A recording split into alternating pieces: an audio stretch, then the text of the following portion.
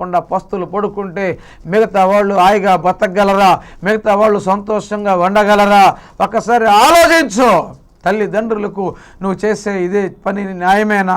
తల్లిదండ్రులకు వాళ్ళు కష్టపడి లక్షల రూపాయల అప్పులు తెచ్చి నిన్ను చదివిస్తూ ఉంటే నువ్వు కాలేజీకి వెళ్ళి ప్రేమని దోవని వాడిని దీన్ని ప్రేమించానని చెప్పి చదువు మానేసి సబ్జెక్టులు తప్పుతూ టైం అంతా వేస్ట్ చేసుకుని బళ్ళు వేసుకుని బజార్ల మీద పశువుల్లాగా తిరగటం తల్లిదండ్రులను మోసం చేయటం కాదా?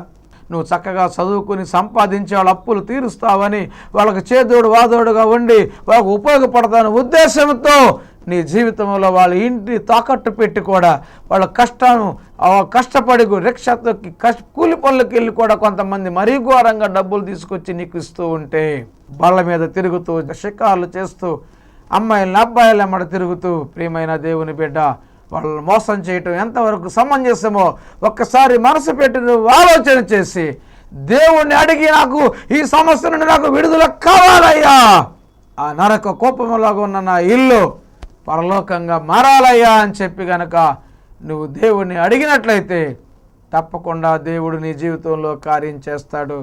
యేసు ప్రభు ఆ విధంగా నీ ఇంటిలోనికి అంగీకరించు. ఎలా వస్తారు పాస్టర్ గారు? ఆయన నీ పాపంలో నీ శాపంలో ఆయన దగ్గర ఒప్పుకున్నప్పుడు నీ ఒంటిలో ఉన్నటువంటి రోగాలన్నీ పోతాయి. కొన్ని రోగాలు పాపం వల్ల వస్తాయి.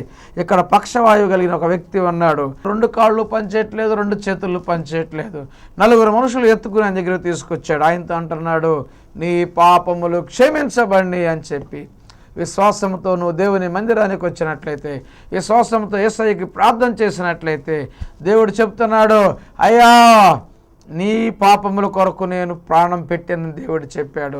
నీ కొరకు నా కొరకు కలువరిలో తన రక్తాన్ని కాచి కలువరి ప్రేమను మన కొరకు చూపించాడు.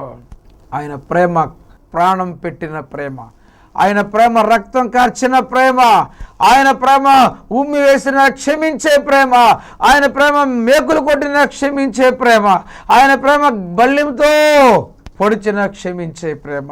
ఈ కల్వరి ప్రేమను నువ్వు అర్థం చేసుకుని, అయ్యా నీ కల్వరి ప్రేమ నాకు దయచేయి, నీ రక్తంతో నన్ను కడుగు, నేను పాపినయ్యా అని ప్రార్థన చేస్తే నీ ఒంటిలోనికి వస్తాడు, నీ ఇంటిలోనికి వస్తాడు. నీకు సంతోషం, సమాధానం, నీ విలువ పెరుగుద్ది, నీ ఇంటిలో విలువ పెరుగుద్ది. అన్నిటిలో కూడా ఉన్నతమైన స్థితి దేవుడు నీకు ఇస్తాడు. నాకు ఇచ్చిన దేవుడు, మా సంఘంలో అనేక మందికి ఇచ్చిన దేవుడు. టీవీ ముందు వాక్యం వినుచు కూర్చున్న బిడ్డ, నువ్వు ఏ కేసులో ఇరుక్కుపోయావో, ఏ కోర్టు కేసుల్లో ఉన్నావో, పోలీస్ కేసుల్లో ఉన్నావో, ఏ డైవర్స్ కోసం ప్రయత్నం చేస్తున్నావో, దేవుడు నీ పక్షంగా కార్యము చేస్తాడనే విశ్వాసంతో నువ్వు ప్రార్థనలో ఏకీభవించు. ఎవరికైనా అనారోగ్యంగా ఉంటే అనారోగ్యంగా ఉన్న చోట మీ హస్తాన్ని పెట్టుకోండి. అనేక మంది ఫోన్లు చెప్తున్నారు, అయ్యా అనారోగ్యంగా ఉన్న చోట మా హస్తాన్ని పెట్టుకున్నప్పుడు నాకు దేవుడు స్వస్థపరిచాడు అని. ప్రియమైన దేవుని బిడ్డ, నీ జీవితంలో కూడా కార్యము జరిగిస్తాడు. ప్రార్థన చేయబోతున్నాను. అనారోగ్యంగా ఉన్న చోట నీ హస్తాన్ని పెట్టుకో, మీ కొరకు నేను ప్రార్థన చేస్తాను. పరిశుద్ధుడా, ప్రేమ కలిగిన తండ్రి, దయగల ప్రభువా, ఈ సమయంలో వాక్యం విన్న ప్రతి బిడ్డ కుటుంబం యేసు ఉన్న ఇంటిగా, యేసు ఉన్న కుటుంబముగా మారునుగాక. ఏ ఇంటిలో అయితే నీవు లేవో ఆ ఇంటిలో ప్రభు మీరు ప్రవేశించండి. పిలవాలనే మనసు నీ బిడ్డలకు వచ్చునుగాక. ఎవరైతే నాయన కోర్టు కేసులో, పోలీస్ కేసుల్లో ఉన్నారో, ఎవరైతే నాయన భార్యాభర్తల మధ్యన విడాకుల కేసుల్లో ఉన్నారో, యేసు నామములో విడుదల కలుగునుగాక. అయ్యా అనారోగ్యంగా ఉన్న చోట చేయి పెట్టుకున్న బిడ్డలను మీరు ముట్టండి. యేసు నామములో సంపూర్ణ ఆరోగ్యం నీ బిడ్డలకు వచ్చునుగాక.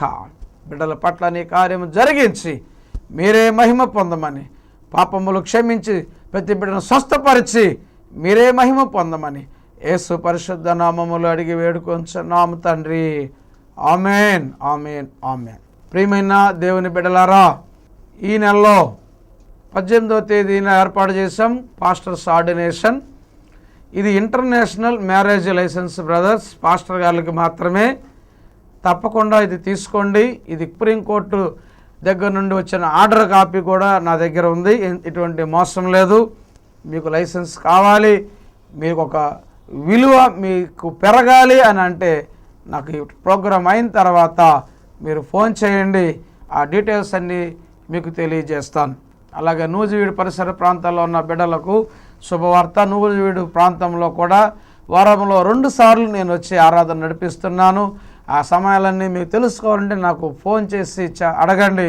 ఏ సమయంలో నూజివీడులో మీకు ఏర్పాటు చేస్తున్నానో తెలియజేస్తాను. ప్రార్థన అవసరాల కోసం మీరు ప్రార్థన చేయండి. తప్పకుండా దేవుడు మీకు గొప్ప విజయాన్ని ఇస్తాడు. దేవుడు మిమ్మల్ని దీవించునుగాక. ఆమేన్. మీరు ఇంతవరకు దైవజనులు ఎస్ తిమోతి గారు అందించిన వాక్యం విన్నారు కదా.